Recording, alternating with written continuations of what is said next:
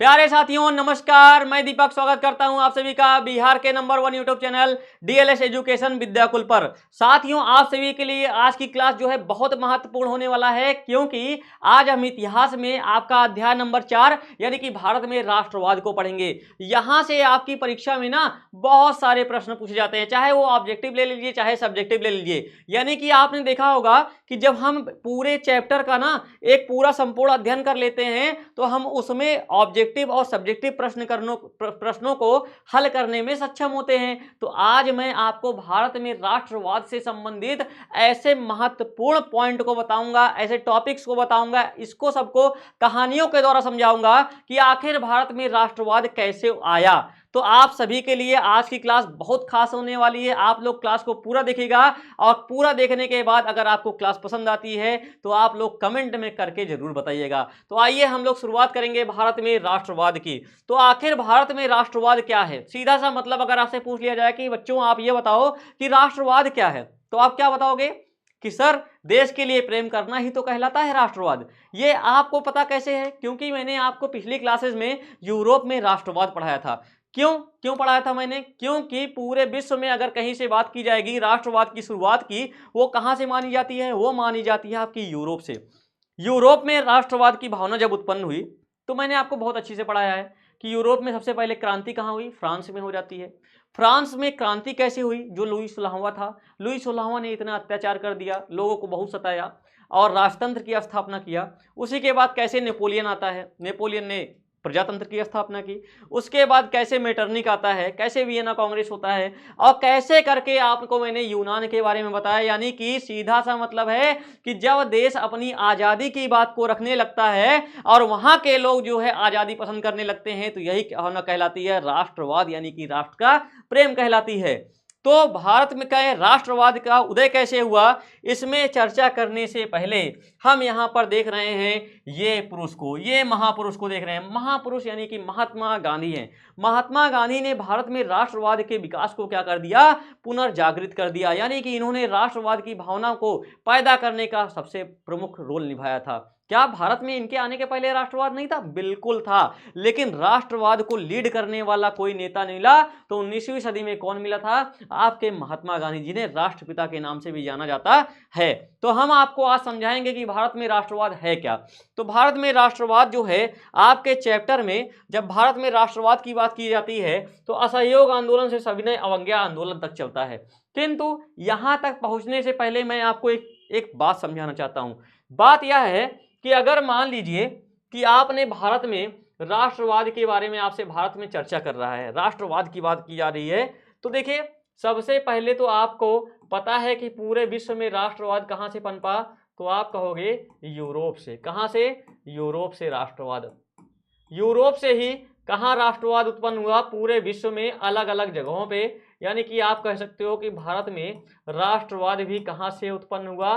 तो यूरोप के बाद हुआ। यूरोप के राष्ट्रवाद चैप्टर अगर आपने नहीं पढ़ा है तो मेरी पिछली क्लासेस में देख लीजिएगा कि यूरोप में राष्ट्रवाद की शुरुआत कहां से मानी जाती है, तो फ्रांस से मानी जाती है। मैंने आपको बहुत डिटेल में पढ़ा रखा है। तो देखिए, अगर मेरी बात यह समझिएगा कि जो कंपनी, मतलब जो भारत के ऊपर राज किसने किया? अंग्रेजों ने किया। तो अंग्रेजों ने जो 200 से अधिक वर्षों तक भारत पर राज किया, कैसे किया, यह इसकी पृष्ठभूमि को समझिए। उसके बाद आप समझ पाएंगे कि भारत में राष्ट्रवाद कैसे उत्पन्न हुआ। तो देखिए, अंग्रेज जो भारत आए, अंग्रेजों के भारत आने की बात की जाएगी तो इसमें आप ये समझेंगे अंग्रेजों के भारत आने की बात की जाएगी तो आप क्या समझेंगे? भारत आने की बात की जाएगी तो यह किसके रूप में आए थे? तो कंपनी के रूप में आए थे। किसके रूप में आए थे? कंपनी के रूप में, जिसे आप बोलते हो ईस्ट इंडिया कंपनी। तो ईस्ट इंडिया कंपनी की स्थापना कब हुई? दिसंबर 1600 में। दिसंबर 1600 में ईस्ट इंडिया कंपनी की स्थापना हो जाती है। भारत आने वाला पहला अंग्रेज कौन बनता है? कैप्टन हॉकिंस बनता है। कौन? Captain Hawkins. कैप्टन हॉकिंस जो होता है ये पहला क्या होता है? अंग्रेज होता है भारत आने वाला। जो महारानी एलिजाबेथ थी, वो इन्होंने इंग्लैंड से कैप्टन हॉकिंस को भेजा, कहा कि जाइए आप भारत में व्यापार करिए। यहाँ से कैप्टन हॉकिंस जो है भारत निकलता है 1600 ईस्वी में निकलता है। और 1600 ईस्वी में भारत का शासन किसका रहता है? मुगल शासन रहता है, अकबर का। किसका? अकबर का शासन रहता है।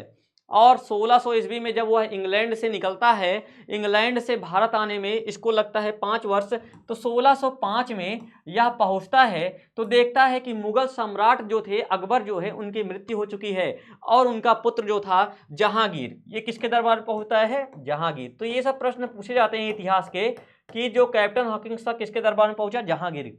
जहांगीर के दरबार में पहुंचने के बाद ये जो था ना फारसी भाषा का बहुत बड़ा ज्ञाता था। कौन? Captain Hawkins.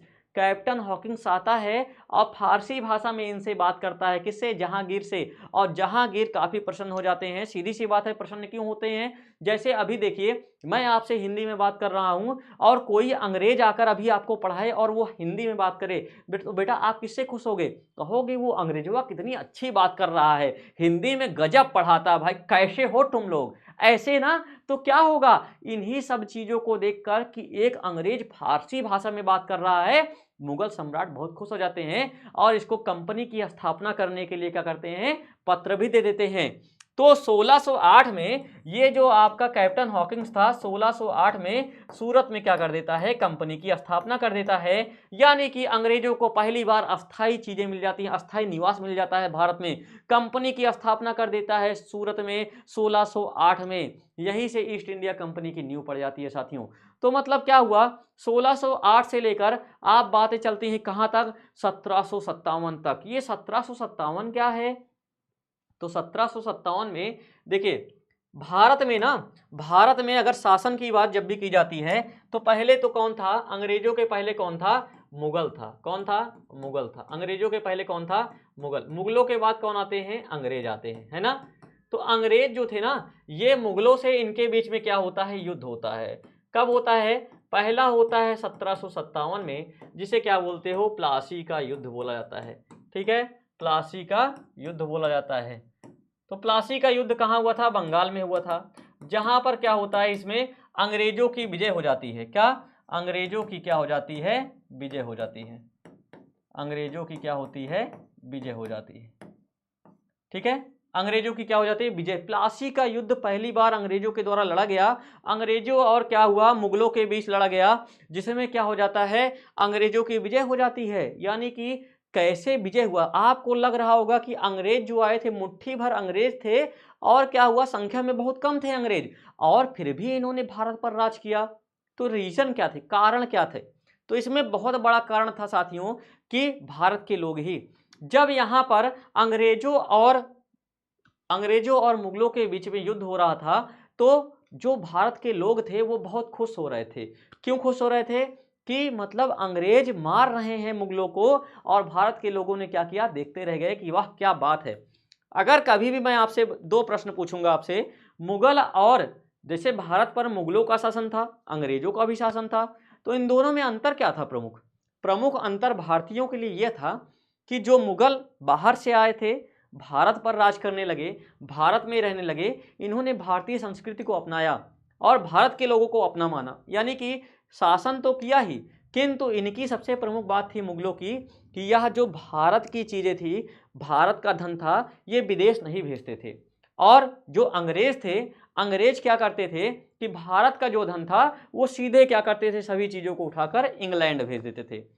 तो भारत के लोगों ने यहां पर तालियां बजाई कि वाह गजब मार रहे हो, बहुत अच्छा कर रहे हो। तो 1757 के बाद 1764 का एक युद्ध होता है और जिसे आप कहते हो बक्सर का युद्ध। क्या? बक्सर का युद्ध। ये कहाँ है आपका? आप सभी लोग इससे परिचित हैं। बक्सर कहाँ पर है? आप सभी लोग इससे परिचित हैं, बताने की आवश्यकता नहीं है। तो क्या हुआ यहां पर जो था ना, यहां पर बक्सर में जो है, बक्सर में भी अंग्रेजों की हार हो जाती, अंग्रेजों की विजय हो जाती है, मुगलों से जीत जाते हैं और यहीं से अंग्रेजी सत्ता की क्या हो जाती है? शुरुआत हो जाती है। अंग्रेजी सत्ता की क्या हो जाती है? शुरुआत हो सकती जाती है। यानी कि पहली बार जो है भारत पर राजनीतिक हस्तक्षेप, यानी कि भारत पर पूरा कंट्रोल करने की शक्ति अंग्रेजों को कहां से मिलती है? तो बक्सर के युद्ध से मिलती है। बक्सर के युद्ध से। तो इसके पहले तक तो ये अंग्रेज जो थे ना, सिर्फ और सिर्फ व्यापार करने के उद्देश्य से आए थे। ईस्ट इंडिया कंपनी का प्रमुख उद्देश्य क्या था? व्यापार करना। किंतु जब इन्होंने देखा, अंग्रेजों ने देखा कि हमारे पास, हम भारत के ऊपर जो है शासन भी कर सकते हैं, मतलब पहले अंग्रेज आते थे और भारत के लोगों को क्या कहते थे, आपका खेत है भैया, आप लोग जो है खेती करो, हम आपको पैसा दे रहे हैं, पहले पैसा देंगे, आप खेती करो, नील की खेती करो, हम आपको पैसा दे रहे हैं, उसके बाद जो है आपको मुनाफा भी होगा और हम इसी सामान को, नील को ले जाकर इंग्लैंड में बेचेंगे, हमको मुनाफा मिलेगा। ये कब होता था, जब तक ईस्ट इंडिया कंपनी थी, जब तक कंपनी थी। किंतु जब भारत की बागडोर को अंग्रेज अपने हाथ में ले लेते हैं तो क्या हुआ इससे, अब खेत भी आपका, आप ही जैसे जबरदस्ती खेती कराऊंगा, आपको पैसे नहीं दूंगा, बल्कि आप जब खेती करोगे उससे मैं टैक्स भी लूंगा। तो ये कब हुआ, ये बक्सर के युद्ध के बाद हुआ, यानी कि अंग्रेजों ने क्या कर दिया, भारत के ऊपर शासन जो है आरंभ कर दिया। इसके बाद बहुत सारे नियम बनाए जाते हैं कंपनी के ऊपर, आप लोगों को बहुत अच्छी तरीके से पता होगा 1773 का अधिनियम। तो ये सब नियम कानून भी बहुत सारे बनाए कंपनी के ऊपर, कंपनी के ऊपर जो है अधिकार करने के लिए। किसने बनाया था, महारानी एलिजाबेथ ने। तो आई होप आपको समझ में आ गया होगा कि कैसे कंपनी के रूप में आई हुई, एक व्यापार करने के लिए आई हुई कंपनी भारत के ऊपर शासन करने लगी। तो ये प्रमुख कारण थे। अब 1764 के बाद से 19वीं सदी आती है, जिसमें महात्मा गांधी का आगमन होता है। आपके चैप्टर में यही बात है। मैंने आपको ये कहानी इसलिए बताई क्योंकि आपको कहानी को समझना बहुत आवश्यक था कि भारत में राष्ट्रवाद आखिर क्यों जगा। तो ये राष्ट्रवाद आपको लग रहा होगा कि सिर्फ 19वीं सदी में जगा, नहीं, यहाँ से ही आपकी शुरुआत हो जाती है, 1757 से ही, जहाँ से युद्धों की शुरुआत होती है, भारतीयों का शोषण होता है, भारतीय अपने हक में बात करना चाहते हैं, भारतीय आज़ाद होना चाहते हैं, भारतीयों को कैसे सताया गया, आखिर गांधी जी का क्या योगदान रहा राष्ट्रवाद में। अब हम आइए इसके बारे में चर्चा करते हैं, है ना। तो देखिए, सबसे पहले तो आपके सामने बात आती है, सबसे पहले बात क्या आती है कि असहयोग आंदोलन से सविनय अवज्ञा आंदोलन तक हम सबसे पहले देखेंगे कि हिंद चीन के समान भारत में भी क्या हुआ था, राष्ट्रवाद का उदय और विकास जो था औपनिवेशिक शासन के प्रतिक्रिया स्वरूप हुआ। इसका मतलब क्या हुआ, यानी कि भारत में जो राष्ट्रवाद का उदय हुआ, वह जो भारत के लोगों पर औपनिवेशिक शासन, मतलब औपनिवेश का मतलब होता है कि किसी के ऊपर राज करना, ये प्रारंभ हुआ। कैसे प्रारंभ हुआ कि जब, मतलब जैसे हिंद चीन का क्षेत्र था, यूरोप में राष्ट्रवाद में देखा कि हिंद की चीन के लोगों में कैसे राष्ट्रवाद की भावना आई, कैसे हिंद चीन के लोगों को फ्रांस के द्वारा गुलाम बनाया गया, और फ्रांस के द्वारा गुलाम बनाए जाने के बाद हिंद चीन के लोगों ने कैसे इसका विरोध किया, कैसे राष्ट्रवाद की भावना उत्पन्न हुई उनमें, ऐसे ही भारत में भी हुआ था। उसके बाद राष्ट्रवाद का शाब्दिक अर्थ क्या होता है, राष्ट्रीय चेतना का उदय, मतलब देश के लिए प्रेम करना ही, यही कहलाता है आपका राष्ट्रवाद। ऐसी चेतना में राजनीतिक, आर्थिक और सामाजिक और सांस्कृतिक एकता क्या होती है, इसकी भावना जो है निहित होती है। अपने देश के प्रति हर तरीके से प्रेम जागृत होता है, कहाँ पर, जब राष्ट्रवाद होता है। उसके बाद राष्ट्रवादी भावना की अभिव्यक्ति स्वतंत्रता संग्राम के रूप में हुई, यानी कि जब राष्ट्रवाद का स्वरूप देखेंगे सबसे ज्यादा ये उच्च कोटि का कब होता है, जब लोग अपनी स्वतंत्रता की बात करने लगते हैं। 19वीं शताब्दी के उत्तरार्ध में अंग्रेजी राज की प्रशासनिक, आर्थिक और अन्य नीतियों के विरुद्ध असंतोष की भावना जो है वो काफ़ी दृढ़ होती गई, यानी कि उन शासन तो इनका चल रहा था 1605 में कंपनी की स्थापना के बाद, 1764 से ही इन्होंने क्या कर दिया, भारत पर अपना राज जो है, अपनी पकड़ मजबूत कर ली। इससे क्या हुआ, 1757 के बाद लग गया 150 वर्ष, मतलब 19वीं शताब्दी तक आते आते क्या हो गया, भारत के लोगों में राष्ट्रवाद की भावना जो है काफी पनपने लगी। तो इसके पहले भी 1857 के विद्रोह से पूर्व भी अंग्रेजी लोगों का, अंग्रेजी शासन का 1857 के पहले भी विरोध हुआ था।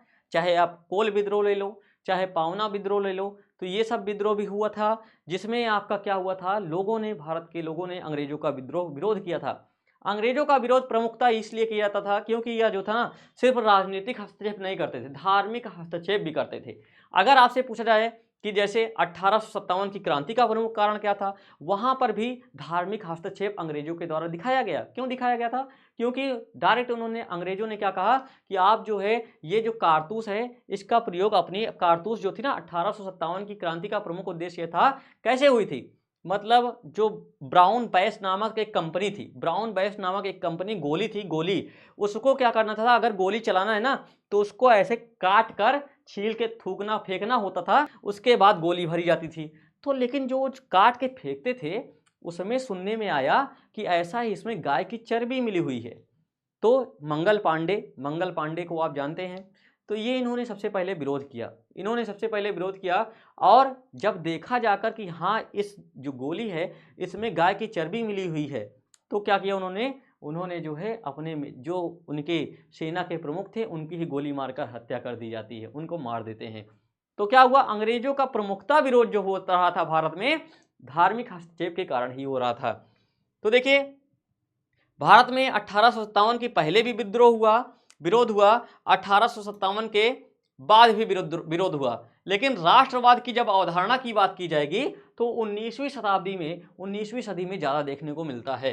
भारत की राजनीतिक और प्रशासनिक एकीकरण, पाश्चात्य शिक्षा के प्रचार, मध्यम वर्ग के उदय, सामाजिक धार्मिक सुधार आंदोलन, साहित्य और समाचार के पत्रों के विकास तथा भारतीय राजनीतिक संस्थाओं की स्थापना में भारतीय राष्ट्रीय कांग्रेस की स्थापना ने राष्ट्रवाद की अवधारणा को उत्तेजना प्रदान की। यानी कि राष्ट्रवाद लोगों में धीरे धीरे अपने उफान पर आया कैसे, मतलब इसका प्रमुख कारण था कि भारतीय राष्ट्रीय कांग्रेस की स्थापना, यानी कि पत्र पत्रिकाओं का छपना, लोगों के द्वारा एक दूसरे लोगों को जागरूक करना। जैसे अभी मैं हूं, आप लोग नहीं जानकार हो तो मैं आपसे कहूंगा कि ऐसा है, इन लोगों का विरोध कीजिए, ये जो आपको सता रहे हैं, मतलब मैं अगर जानकार हूं तो आपके प्रति क्या कर दूंगा, दूसरे के मन में दूसरे के प्रति, मतलब आपके मन में दूसरे के प्रति क्या कर दूंगा, रोष पैदा कर दूंगा। अपने हक की लड़ाई लड़ो आप। ये कौन करता है, जो जानकार पढ़ा लिखा वर्ग होता है। तो ऐसा ही हुआ भारत में, पत्र पत्रिकाओं, जो मध्यम वर्ग के लोग थे, इन लोगों ने क्या किया, लोगों को जागरूक करने का काम किया।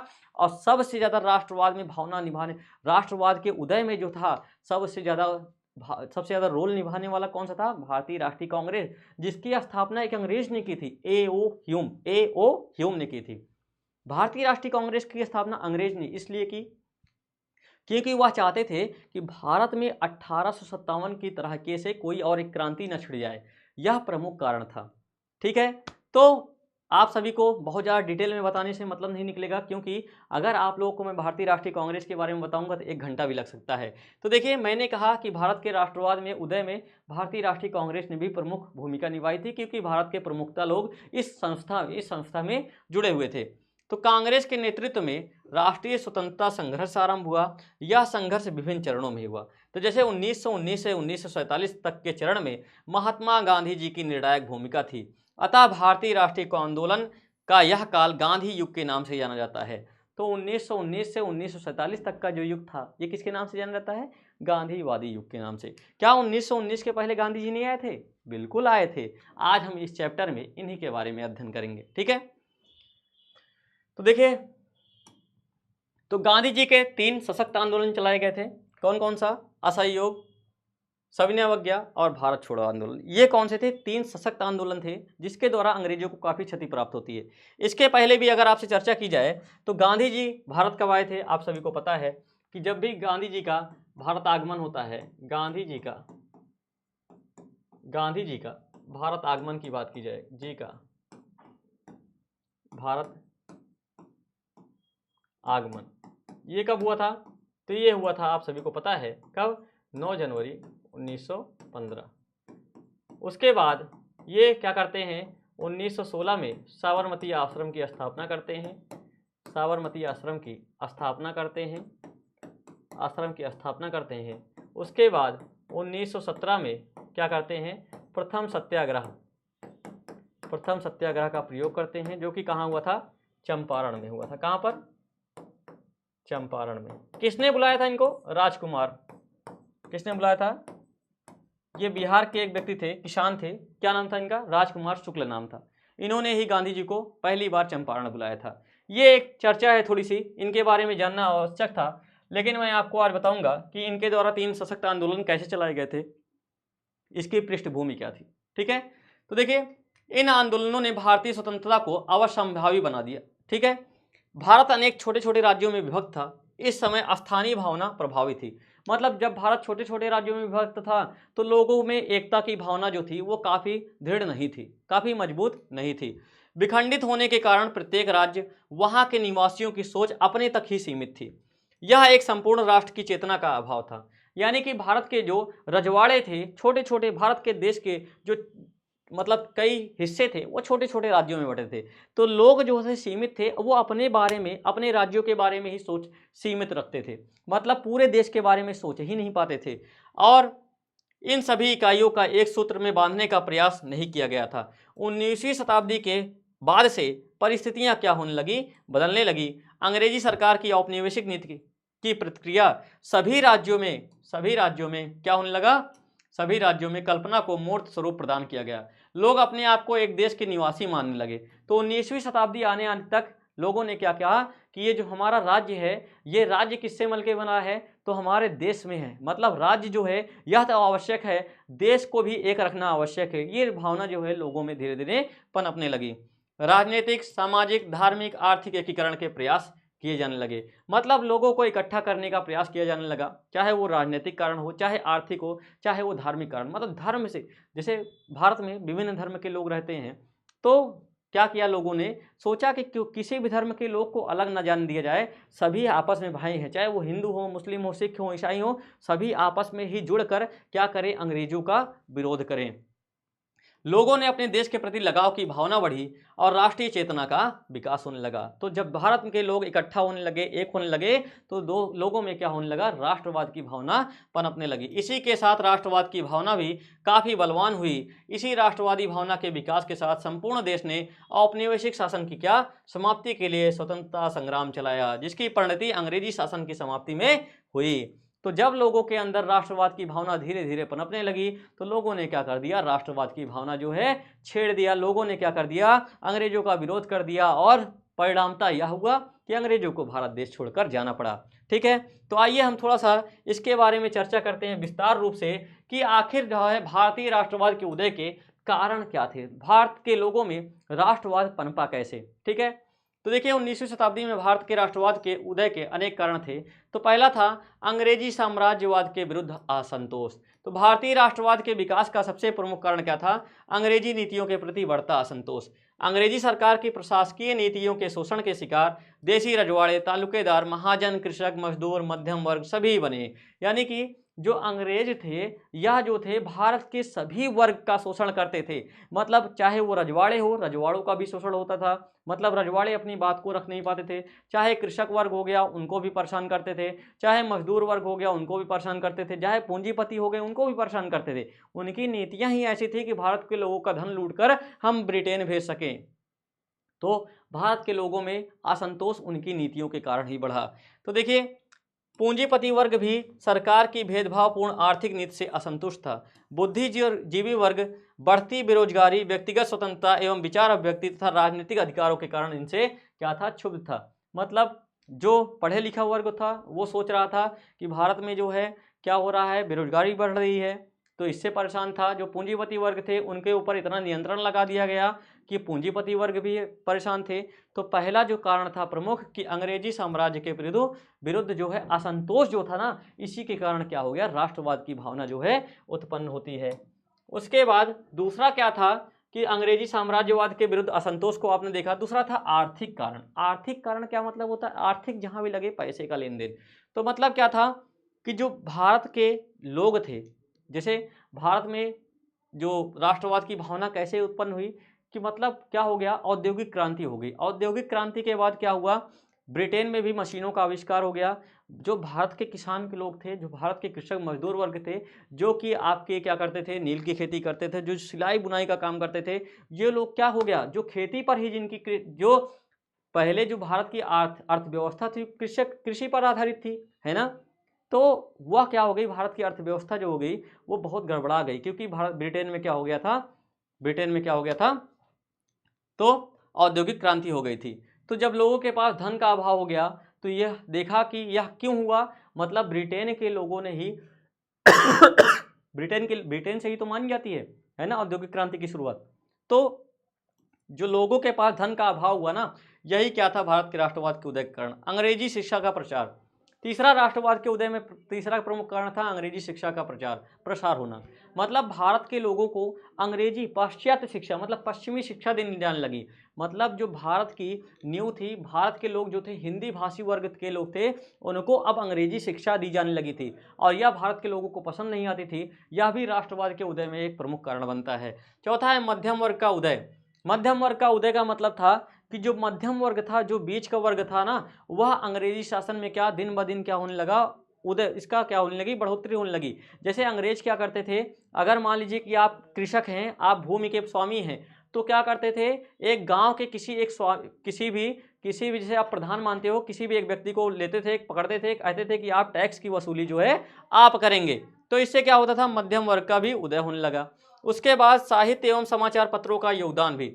मतलब लोगों ने देखा कि अंग्रेजों के द्वारा रोज दिन ब दिन क्या हो रहा है, भारत के लोगों को प्रताड़ित किया जा रहा है। तो जो जानकार वर्ग था, जो कि पढ़ा लिखा वर्ग था, उसने क्या कर दिया, पत्र पत्रिकाओं को छापना स्टार्ट कर दिया, जो कि राष्ट्रवाद के उदय में एक प्रमुख रोल निभाता है। अगला है सामाजिक धार्मिक सुधार आंदोलनों का प्रभाव।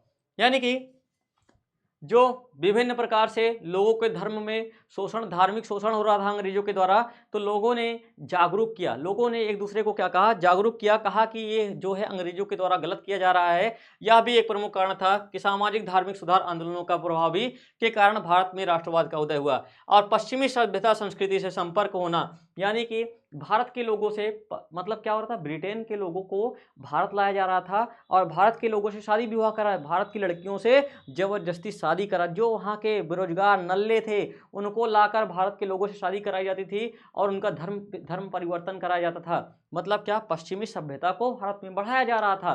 तो इससे क्या हुआ, ये भी क्या था, भारत के राष्ट्रवाद के उदय का एक प्रमुख कारण था। फिर ठीक है, इसके बाद जो था वह प्राचीन संस्कृति का ज्ञान जो था, प्राचीन संस्कृति को भारत के लोग अपनाना चाहते थे। यह भी एक क्या था, भारत के राष्ट्रवाद का उदय का कारण था।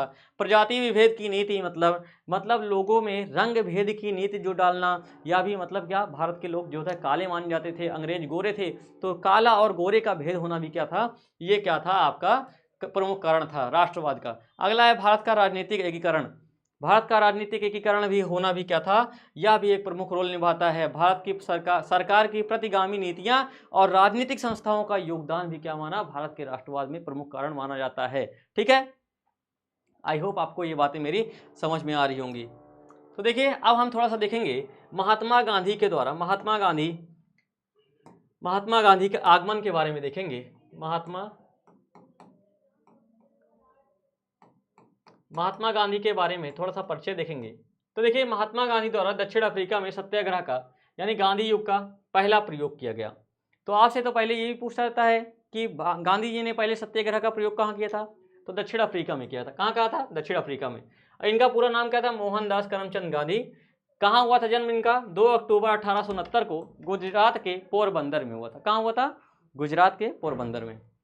इनके पिता का नाम क्या था, करमचंद्र गांधी था, जो कि राजकोट रियासत के क्या थे, दीवान थे। आप सभी को पता होगा कि महात्मा गांधी के जो पिताजी थे, इनका नाम था करमचंद्र गांधी और ये क्या था, राजकोट के दीवान थे, मतलब बैरिस्टर कह सकते हैं आप इन्हें। उसके बाद क्या था, बैरिस्टर कौन थे, आपके महात्मा गांधी। देखिए, इनकी आरंभिक शिक्षा पूरी करने के बाद गांधी जी कहाँ चले जाते हैं, इंग्लैंड चले जाते हैं और वहाँ उन्होंने क्या कर दी, कानून की पढ़ाई की, मतलब लॉ की पढ़ाई करते हैं गांधी जी। कहाँ, ब्रिटेन जाकर। शिक्षा पूरी करने के बाद 1891 में भारत लौटते हैं। इन्होंने बंबई में क्या की, बैरिस्टरी आरंभ कर दी और 1893 एक मुकदमे के सिलसिले में वह कहाँ चले जाते हैं, दक्षिण अफ्रीका। तो आपसे प्रश्न पूछता है कि गांधी जी दक्षिण अफ्रीका कब गए, 1893 में जाते हैं। वहाँ की औपनिवेशिक सरकार प्रवासी भारतीयों के साथ क्या करती थी, रंग भेद करती थी। मतलब दक्षिण अफ्रीका में क्या, रंग भेद बहुत ज़्यादा था। तो गांधी जी जाते हैं, वहाँ पर क्या करते हैं, प्रताड़ित जो लोग होते हैं ना, उनका क्या करते हैं, नेतृत्व करते हैं। क्या करते हैं, गांधी जी जाकर उसका नेतृत्व करते हैं, पहला सत्याग्रह का प्रयोग करते हैं और क्या करते हैं, गांधी जी के द्वारा क्या करें, कड़ा विरोध किया जाता है। स्वयं गांधी जी को भी गोरों की रंग भेद की नीति का सामना करना पड़ा था और अपमानित होना पड़ा था। मतलब कब होना था पड़ा था, देखिए, गांधी जी ने इसका प्रतिकार करने का निश्चय किया। इसके लिए उन्होंने नस्ल भेदी सरकार से क्या किया, संघर्ष किया। इस पर संघर्ष के लिए उन्होंने पहली बार एक नए अस्त्र सत्याग्रह का सहारा लिया था। मतलब पहली बार सत्याग्रह का अगर सबसे पहले आपसे प्रश्न पूछेगा कि गांधी जी ने कब किया था, तो कहाँ किया था गांधी जी ने सत्याग्रह का प्रयोग, तो आप क्या बताओगे, गांधी जी ने पहली बार सत्याग्रह का प्रयोग दक्षिण अफ्रीका में किया था और उसमें सफल रहे। उन्होंने ट्रांसवाल में मजदूरों के एक जुलूस का नेतृत्व भी किया था, अतः उन्हें गिरफ्तार कर लिया गया। बाद में सरकार ने उन्हें क्या किया, छोड़ भी दिया। गांधी जी के सत्याग्रह से बाध्य होकर सरकार ने प्रवासी भारतीयों को अनेक सुविधाएं भी दी।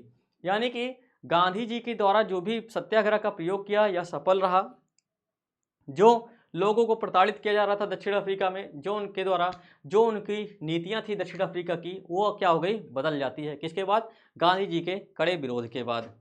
इस पर नए अस्त्र का प्रयोग गांधी जी ने अपने राजनीतिक जीवन में बार बार किया। मतलब सत्याग्रह जो था इनका प्रमुख हथियार बन गया था। किसका, गांधी जी का सत्याग्रह क्या हो गया था, प्रमुख हथियार बन गया था और इसका प्रयोग इन्होंने अपने जीवन में कई बार किया। यानी कि आप कह सकते हो कि भारत में भी इन्होंने सत्याग्रह का प्रयोग पहली बार किया था। कब, 1917 के चंपारण सत्याग्रह के दौरान। ठीक है, तो देखिए गांधी जी के सत्याग्रह की अवधारणा क्या थी, इसके बारे में हम चर्चा करेंगे। तो गांधी जी के सत्याग्रह का मतलब ये था कि देखिए गांधी जी के सत्याग्रह का दर्शन सत्य और अहिंसा पर आधारित था। तो सत्य और अहिंसा के मतलब हिंसा न करना और लगातार सत्य बोलना ही, ये क्या था, इनका प्रमुख जीवन के उद्देश्य थे। उनका मानना था कि सच्चे उद्देश्य की प्राप्ति तथा अन्याय के विरुद्ध संघर्ष करने के लिए शारीरिक शक्ति की आवश्यकता नहीं होती है। तो मतलब इनके दो प्रमुख हथियार कौन से थे, एक तो सत्य और मतलब लगातार अपनी बातें पर अड़े रहना और बिना हिंसा किए, ये क्या थे, इनके प्रमुख हथियार थे। देखिए बिना किसी प्रतिशोध की भावना या हिंसा के ही विरोधी अथवा शत्रु को सत्य और अहिंसा का सहारा लेकर पराजित किया जा सकता है। मतलब क्या है, किसी से प्रतिशोध की भावना न रखना, चाहे वो अंग्रेज थे। गांधी जी ने अपनी जो बातों को, आप सोचिए साथियों, आज की तारीख में देख लीजिए कि अगर कोई अभी जिलाधिकारी ले लो या कोई बड़ा नेता ले लो, कोई बड़ा नेता हो, अगर आपको अपनी बात कहनी हो, अगर आपको अपनी बात कहनी हो तो आप लोग क्या कहोगे, जाकर उसको सामने अपनी बात को रखने में कपकपा जाओगे, डर जाओगे कि आखिर हम अपनी बात को कैसे उस बड़े नेता के सामने रखें। तो सोचिए गांधी जी ने अंग्रेजों के सामने अपनी बातों को रखा, गांधी जी ने लीड करना लोगों को सिखाया।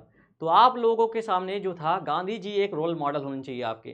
कैसे मतलब निहत्था आदमी अपनी हर बातों को कैसे अंग्रेजों से मनवा लेता था, ये गांधी जी की सबसे बड़ी ताकत थी। क्या थी, सत्य और अहिंसा। देखिए सत्याग्रह के द्वारा अन्याय पर विजय प्राप्त की जा सकती थी। अन्याय के विरुद्ध संघर्ष में अंतिम विजय सत्य की ही होती है। अहिंसा द्वारा सभी भारतीयों को एक सूत्र में बांधा जा सकता था। गांधी जी के अनुसार सत्याग्रह दुर्बलों का नहीं बल्कि सबलों का हथियार है।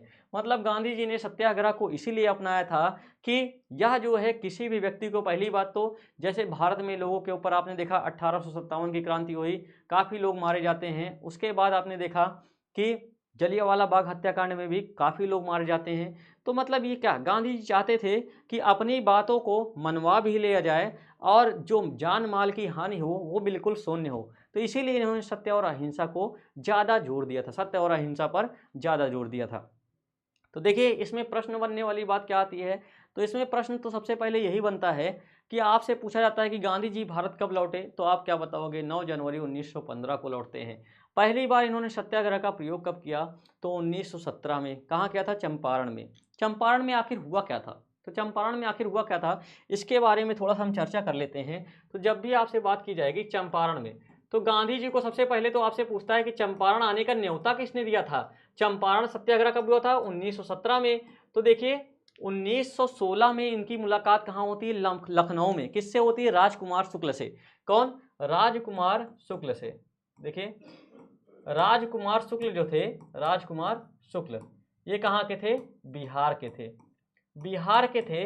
और लखनऊ में इनसे क्या होती है, गांधी जी से इनकी मुलाकात होती है और ये कहते हैं कि गांधी जी आप आइए, कहाँ, बिहार आइए। बिहार में एक पद्धति चल रही है, तिनकठिया पद्धति। तिनकठिया पद्धति क्या थी, बिहार में उस समय प्रचलित थी, क्या, अंग्रेजों के द्वारा क्या चलाया जा रहा था, तिनकठिया पद्धति, तिनकठिया पद्धति। तो ये तिनकठिया पद्धति क्या थी, तो मतलब जो बिहार के किसान थे ना, उनको 3/20 भाग पर क्या करना होता था, नील की खेती करना होता था। क्या, नील की खेती करना होता था। कितने पर, 3/20 भाग पर नील की खेती करना होता था। तो मतलब ये 3/20 भाग क्या है, मान लीजिए कि अभी आपके पास 20 बीघा खेत है, 20 बीघा क्या है, खेत है। तो आपको 3 बीघा खेत पर क्या करना होगा, 3 बीघा खेत पर नील की खेती करनी होगी, नील की खेती करनी होगी। मतलब जबरदस्ती था कि आपको 3 खेत पर, आपके पास 20 खेत है तो 3 खेत पर आपको नील की खेती करना अति आवश्यक है। तो यह पद्धति मतलब अंग्रेजों के द्वारा जबरदस्ती किसानों के ऊपर लागू की गई थी। तो राजकुमार शुक्ल के आह्वान पर गांधी जी पहुंचते हैं, कहां पर, चंपारण पहुंचते हैं। और यहां पर चंपारण में पहुंचने के बाद, चंपारण में पहुंचने के बाद गांधी जी के द्वारा, चंपारण में पहुंचने के बाद गांधी जी के द्वारा पहली बार क्या किया जाता है, सत्याग्रह का प्रयोग किया जाता है, सत्याग्रह का प्रयोग किया जाता है। चंपारण सत्याग्रह के बाद जो है, चंपारण सत्याग्रह के बाद जो है गांधी जी के द्वारा यह हुआ था 17 में। 17 के बाद 1918 आता है। 1918 में ही क्या होता है, खेड़ा सत्याग्रह होता है। क्या, खेड़ा, खेड़ा सत्याग्रह होता है ना। तो यहाँ पर भी क्या हुआ, गांधी जी ने इसका नेतृत्व किया था और यहाँ पर क्या होता है, गांधी जी के द्वारा इसमें भी विजय प्राप्त होती है। और धीरे धीरे देखिए, जब सत्याग्रह पहली बार अंग्रेजों के सामने भारतीयों की विजय होना, ये भारतीयों के लिए बहुत बड़ी बात थी। मतलब अंग्रेजों ने पहली बार बात मान लिया किसी भारतीय की, तो क्या हुआ, ये भारत के लिए बहुत बड़ी बात थी। तो इसीलिए गांधी जी की क्या हुआ, दिन पर दिन क्या हो गई चलन, मतलब गांधी जी का नाम पूरे भारत में हो गया कि एक व्यक्ति ऐसा है जो कि लंगोट पहने हुए है और उसने अंग्रेजों से अपनी बात को मनवा दिया। तो ये थी गांधी जी की बात साथियों। जैसे आप सभी के बारे में मैंने आज बताया, आपको जो भी चर्चाएं की है, इसका अगला पार्ट भी मैं आपके सभी के लिए लेके आऊँगा। उस क्लास में भी आप लोग जुड़िएगा, जहाँ पर हम लोग उसके बारे में पूरी चर्चा करेंगे, मतलब भारत में राष्ट्रवाद के बारे में चर्चा करेंगे। तो आज की क्लास कैसी लगी, आप लोग कमेंट करके ज़रूर बताइएगा। आप सभी क्लास में जुड़े रहे, इसके लिए बहुत बहुत धन्यवाद। आप सभी अपना बहुत ख्याल रखिएगा। जय हिंद साथियों।